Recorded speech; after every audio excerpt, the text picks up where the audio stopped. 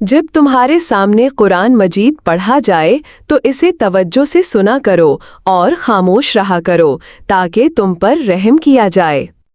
الذين آمنوا وهاجروا وجاهدوا في سبيل الله بأموالهم وأنفسهم أعظم درجة عند الله وأولئك هم الفائزون يبشرهم ربهم برحمة منه ورضوان وجنات لهم فيها نعيم مقيم خالدين فيها أبدا إن الله عنده أجر عظيم۔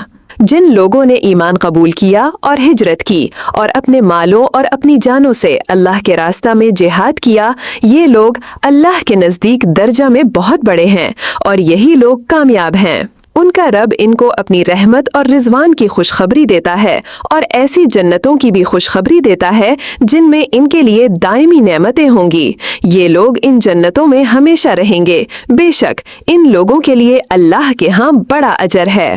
سورۃ التوبہ 20-22 وعد اللہ المؤمنین والمؤمنات جنات تجری من تحتها الانہار خالدین فیہا ومساکن طیبۃ فی جنات عدن ورضوان من اللہ اکبر ذالک هو الفوز العظیم۔ اللہ نے وعدہ کیا ہے مومن مردوں اور مومنہ عورتوں سے ان باغات کا جن کے نیچے ندیاں بہتی ہوں گی، وہ اس میں ہمیشہ رہیں گے، اور بہت عمدہ مکانات کا وعدہ ہمیشہ رہنے والے باغات میں، اور اللہ کی رضا تو سب سے بڑی نعمت ہے، یہی تو ہے بہت بڑی کامیابی۔